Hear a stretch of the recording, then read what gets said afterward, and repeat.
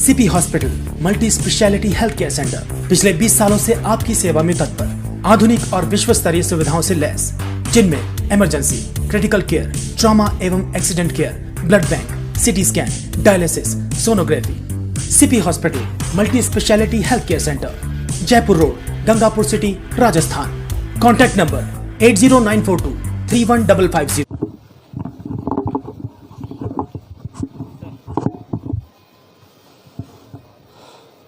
News 7 Rajasthan देख रहे सभी दर्शकों को मेरा नमस्कार और आप सभी का हार्दिक अभिनंदन है। आज 10 अगस्त है और इस वक्त जो लाइव मैं आपको दिखा रहा हूँ, मैं अपने कैमरामैन से कहूँगा, इस समय हम मौजूद हैं सीपी हॉस्पिटल पर और आज ब्लड डोनेशन का एक बड़ा अभियान, बड़ा कैंपेन यहाँ पर चल रहा है। जैसा कि आप देख पा रहे हैं, खुद एएसपी महोदय जो हैं सुरेश जी, वो खुद आज अपना ब्लड डोनेट करने आए हैं और उस फहरिस्त में मेरा भी कहीं ना कहीं नाम है। मैं भी आज अपना ब्लड डोनेट करूंगा और कहते हैं कि रक्त की एक एक बूंद किसी की जान बचाने में बड़ी अहम भूमिका निभाती है। ब्लड बैंक की स्थापना सीपी हॉस्पिटल में हो ही चुकी है और अब उसी मुहिम के अंतर्गत ब्लड डोनेशन का जो कैंप है वो भी आज आयोजित किया जा रहा है।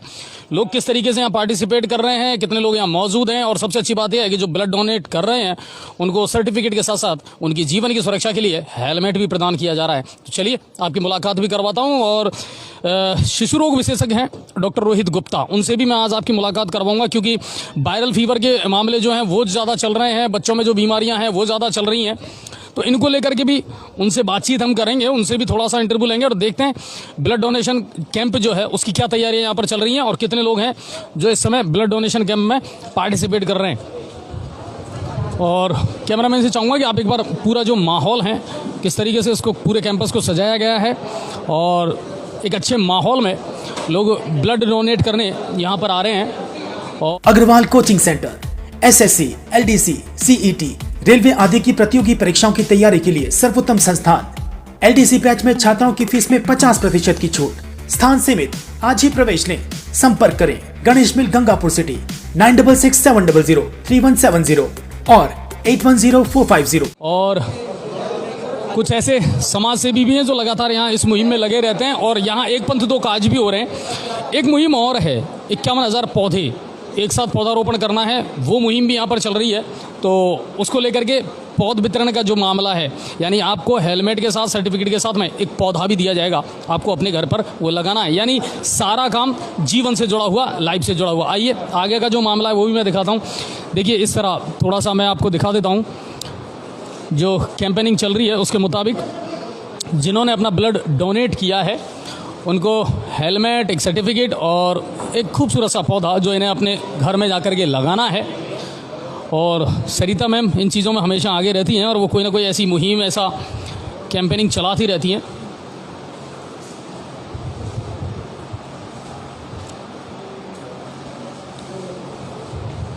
होटल द पर्ल सभी अत्याधुनिक सुविधाओं से लैस क्षेत्र का एकमात्र hotel, swimming pool, press conference hall, marriage hall, wifi सुविधा से युक्त कैंपस। होटल द पर्ल, मोती खुशियों का, Jaipur bypass road, Gangapur city, जिला सवाई माधोपुर। कॉन्टैक्ट नंबर 74632 94686 और 94134 18417। लाइव के माध्यम से मैं आप सबको ये दिखा रहा हूँ कि जो टीम मिलकर के काम कर रही है, ब्लड डोनेशन के साथ साथ पौध वितरण का भी, रक्त की एक एक बूंद जो है वो लोगों की जीवन के लिए जितना ज़रूरी है उतना ही एक एक पौधा भी जीवन के लिए बहुत ज़रूरी है। बिल्कुल। अच्छा एक चीज़ और है, हाँ सरिता मैम, रक्षाबंधन का जो त्यौहार है उसको देखते हुए राखी भी बांध रही हैं, ये सबसे अच्छी बात है।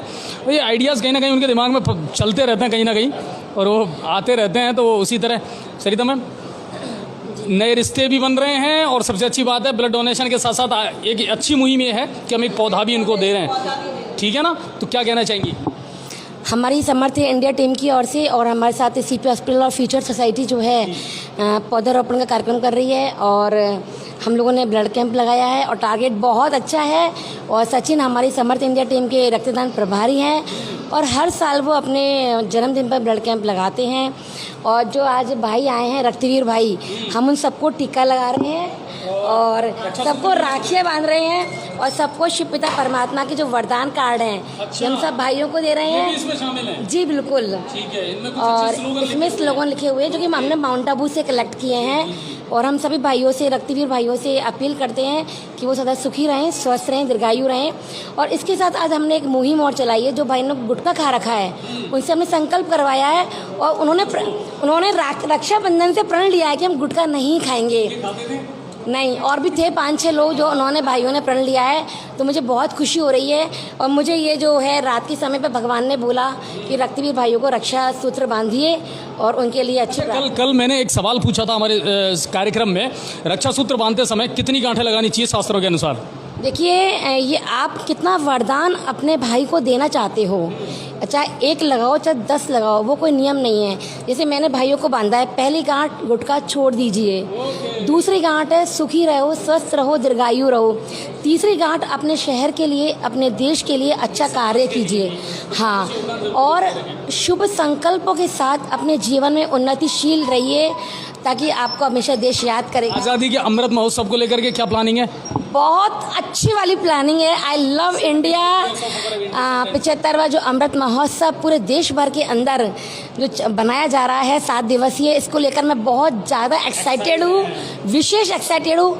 कल हम लोगों ने शहीदों को नमन किया था उदय मोड़ पर, मतलब गंगापुर के सारे चौराहों पर हम लोगों ने दीप प्रज्वलित किया, सारे शहीदों को नमन किया, वंदे किया, और हम लोगों ने भारत माता का चित्र बनाया और हमने उसको दीपकों से सजाया। अभी ये मुहिम चलेगी भी।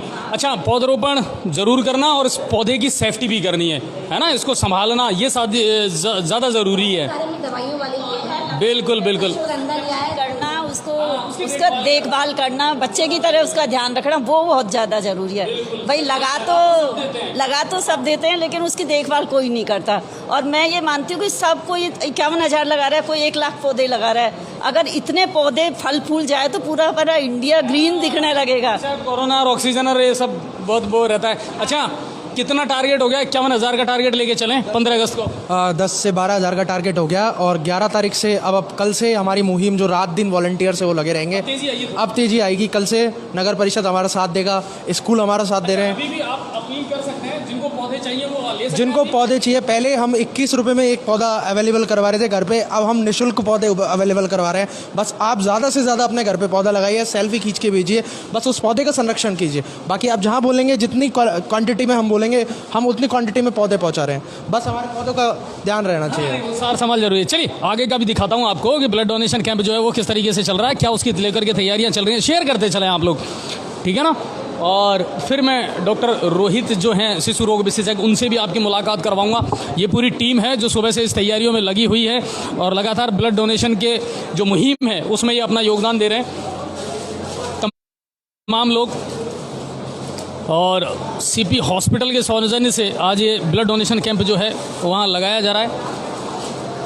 और जो डोनर हैं, जो देने वाले हैं, उनमें भी अच्छा खासा उत्साह नज़र आ रहा है। और मेरे ख्याल से कोई फ़र्क नहीं पड़ता जब आप ब्लड डोनेट करते हैं। तो ये कुछ युवा हैं जो अपना ब्लड डोनेट करने यहाँ आए हैं। और आप देखिए कि ब्लड डोनेशन कैंप में ये वो युवा हैं जो अपना योगदान दे रहे हैं। और बिल्कुल सही है कि रक्त की एक एक बूंद जो है ना वो बहुत अमूल्य है, कीमती है, और किसी की जान बचाने के लिए तो कम से कम वो बहुत ज़रूरी है।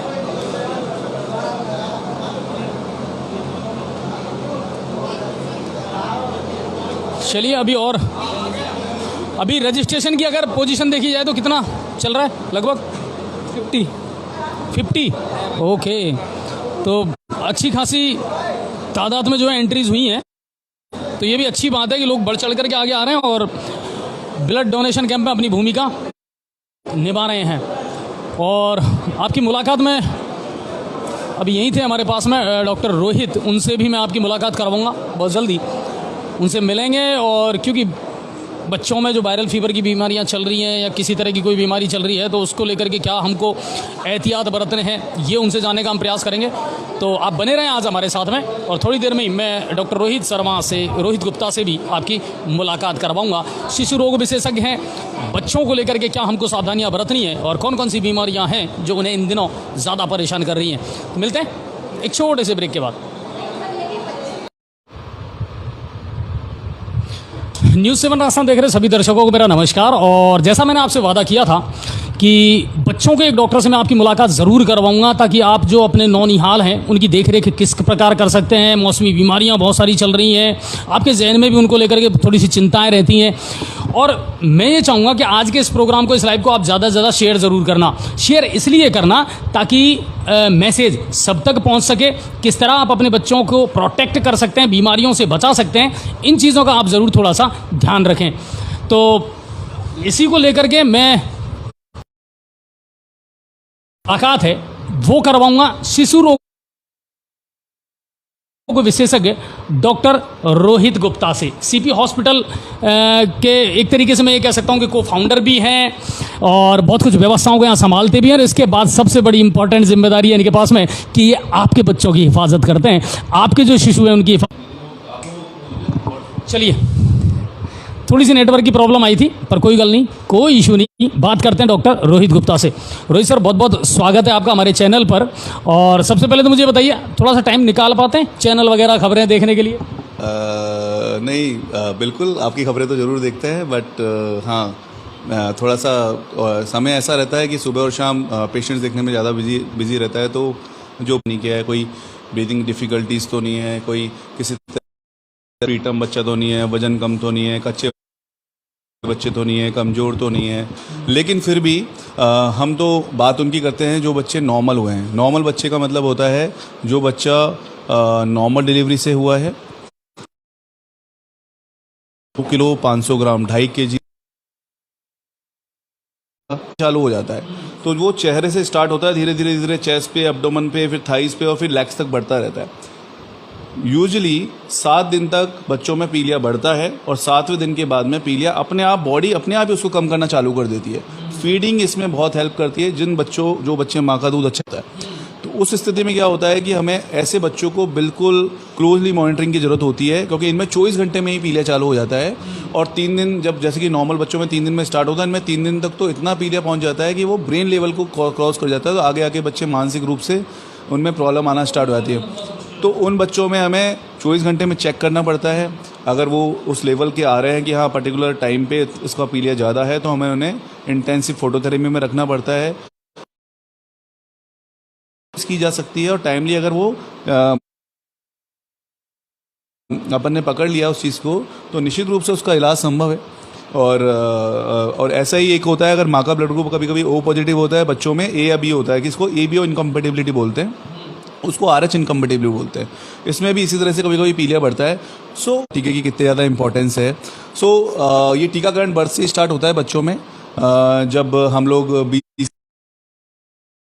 का वैक्सीन लगता है बच्चों को, फिर बच्चों के अंदर एक, हम जहाँ भी डिलीवरी होती है वहाँ पे एक टीकाकरण का चार्ट दिया जाता है। उसमें 1.5 महीना, 2.5 महीना, 3.5 महीना, 6 महीना, 9 महीना और 10 महीना, 12 महीना, ऐसे करके उसमें शेड्यूल पूरा दिया जाता है, जिसमें अपन को पूरा वैक्सीनेशन बच्चों को टाइमली नहीं लगी हुई है, जिसमें वैक्सीन लगी हुई है उसमें उससे लड़ने की क्षमता ज़्यादा होगी, वो बच्चा जल्दी रिकवर होगा और निश्चित रूप से उसके आउटकम्स अच्छे होंगे। तो इसलिए वैक्सीनेशन बहुत इंपॉर्टेंट है हमें। और अभी तो टाइम के लाना चाहिए। और अब तो वैसे भी हॉस्पिटल्स में, PSCs में, आंगनवाड़ी चोर हो जाते हैं या फिर कुछ ना कुछ गड़बड़ी ऐसी होती है कि फिर वो संभालना मुश्किल हो जाता है। अब बात करते हैं सीजनेबल बीमारियों की। बच्चों में अक्सर मौसमी बीमारियां कौन कौन सी होती हैं, उनकी सुरक्षा हम कैसे करें, क्या एहतियात बरतना उनमें आवश्यक है? देखिए, आपने बहुत अच्छा सवाल किया, क्योंकि ये वही तो उनको फुल स्लीव शर्ट और पैंट पहना के आपको भेजना है। आपको कभी भी नेकर या फिर हाफ टी शर्ट में नहीं भेजना है, ताकि ताकि एक्सपोज नहीं हो पार्ट, क्योंकि एक्सपोज पार्ट होगा तो मच्छरों के खाने की संभावना ज़्यादा रहेगी।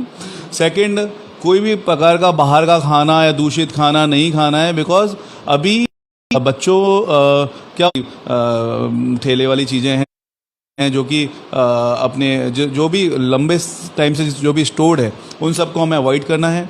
और बिल्कुल फुल स्लीव के कपड़े पहनाने हैं, मॉस्किटो रेपेलेंट्स यूज़ करने हैं, मच्छरदानी यूज़ करनी है, ओडोमॉस आप लगा के बाहर भेज सकते हैं अपने बच्चों को। और घर पर कुछ मॉस्किटो, कभी कभी हाइजीनिक कंडीशंस इतनी अच्छी नहीं होती है कि आप सब कुछ क्लीन कर सकते हैं। आप टेबल, कुर्सी, चेयर, फ्रिज सब क्लीन कर सकते हैं, but you can not clean environment.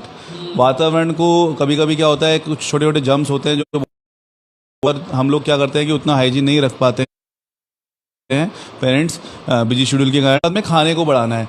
बोतल फीडिंग में क्या होता है, हैबिट बन जाती है बच्चों की बोतल से दूध पीने की, और एक बार में बच्चे 300 400 ml दूध पी आते हैं, करीब 1 लीटर बच्चे दूध पी आते हैं, तो कमी हो जाती है, अनीमिया हो जाता है, कॉन्स्टिपेशन हो जाता है, और कहीं ना कहीं हम लोग एक तरह से कॉम्प्लीमेंट फीड करते हैं बच्चे को, थोड़ा थोड़ा खाना चालू करते हैं, और 1 साल की उम्र तक हम उसको फिंगर फूड चालू कर देते हैं, और तब हमें मिल्क कम करना है और खाना ज़्यादा। वही स्टेज है जब हमें डाइट पे बिल्कुल विशेष ध्यान देना है। अगर हमने तब से ही बेस अच्छे से, और हमें देखना पड़ता है कि उसके एज के अकॉर्डिंग उसके पैरामीटर्स कैसे हैं, उसका वेट उस वेट एज के अकॉर्डिंग कैसा, हाइट